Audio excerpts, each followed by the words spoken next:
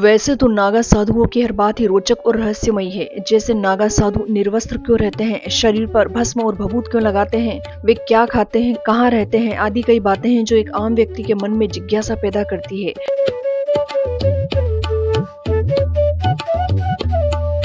ऐसा ही एक और रहस्य है जो नागा सन्यासियों की जटाओं से जुड़ा है। जटाएं जिनसे नागा सन्यासी बेहद प्रेम करते हैं। ये जटाएं न सिर्फ नागा सन्यासियों की पहचान है बल्कि उनके गौरव का भी प्रतीक है। पर क्या आप जानते हैं कि नागा साधु ये जटाएं क्यों रखते हैं और इतनी लंबी जटाओं की देखभाल कैसे करते हैं? क्या वे आम व्यक्तियों की तरह बालों में तेल व शैम्पू लगाते हैं? यदि नहीं तो आखिर इतनी लंबी जटाएं बनती कैसे है?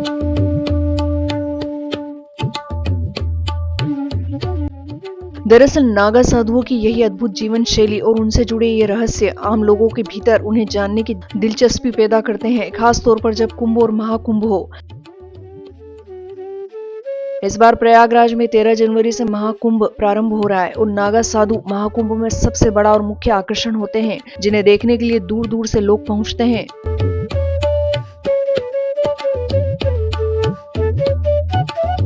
आपको ये जानकर भी हैरानी होगी कि नागा साधु अपनी जटाओं में शैम्पू और केमिकल नहीं लगाते हैं और न ही अन्य कोई भौतिक सामग्री। अब प्रश्न उठता है कि यदि वे ये सामग्री नहीं लगाते हैं तो उनकी जटाएं इतनी बड़ी कैसे होती है?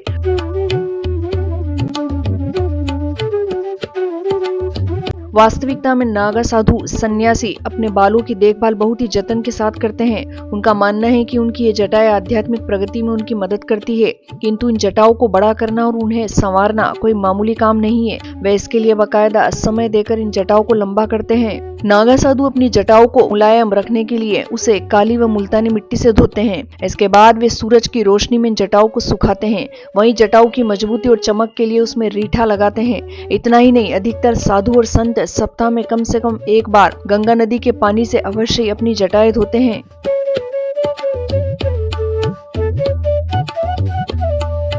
चौंकाने वाली बात यह है कि बरगद के दूध का इस्तेमाल कई साधु व सन्यासी अपने बालों को जटा में बदलने के लिए करते हैं। जटा बनाने के लिए सबसे पहले वे अपने बालों को खुला छोड़ देते हैं और उनमें कंघी नहीं करते। इससे बाल आपस में चिपककर रस्सियों की तरह गूंथने लगते हैं। इसके बाद बरगद के दूध का उपयोग करते हैं। कहते हैं बरगद के पेड़ की जड़ों में कई औषधीय गुण होते हैं। ऐसे ही गुण के कारण साधुजन अपनी जटाओं में बरगद का दूध लगाते हैं।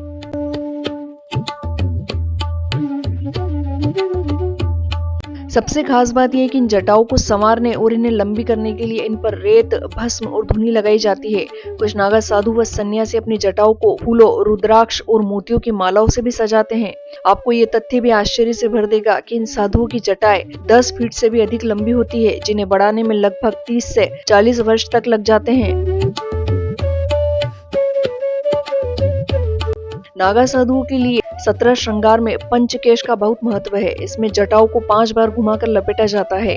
अब आप समझ गए होंगे कि किसी भी सन्यासी के लिए उसकी जटा जूट का क्या महत्व है। आपको ये भी जानकर हैरानी होगी कि सिर्फ एक ही अवसर होता है जब ये साधु सन्यासी अपने बाल कटवाते हैं। असल में लंबे बालों वाले साधु दशानन जटल सन्यासी कहलाते हैं और ये जीवन भर अपने बाल नहीं कटवाने के प्रति कटिबद्ध होते हैं, किंतु अपने गुरु की मृत्यु होने पर ही वे अपने बाल कटवाते हैं।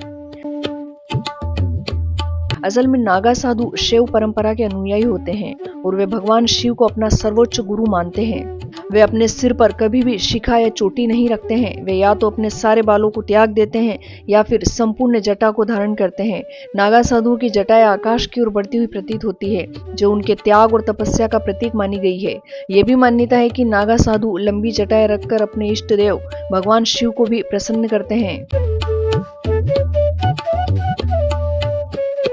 यदि आप प्रयागराज कुंभ में जा रहे हैं तो आप यहाँ आने वाले साधु, सन्यासी व नागा साधुओं की जटाएं रखने और संवारने के तरीकों से भी जान सकते हैं कि उनके इष्ट देव कौन हैं। जटाओं को देखकर एक बात तो बिल्कुल स्पष्ट है कि शिव मत को यानी भगवान शिव को मानने वाले साधु जटा रखते हैं। वहीं वैष्णव मत के साधु रामानुज संप्रदाय को मानने वाले होते हैं। वे अपने पूरे शरीर पर शिखा या चोटी रखते हैं। जहाँ ब्रह्मचारियों को सिर के बीचों बीच गाय के खुर के समान शिखा रखना आवश्यक है, वहीं लक्ष्मी के उपासक साधुओं को आप उनके खुले बालों से पहचान सकते हैं।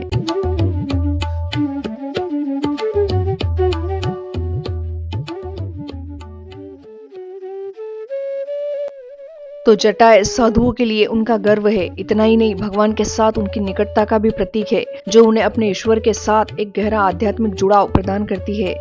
यदि आपको ये वीडियो पसंद आई, इसका कंटेंट पसंद आया तो प्लीज इसे लाइक, शेयर व कमेंट अवश्य करें। साथ ही सब्सक्राइब करना न भूलें। जय श्री महाकाल।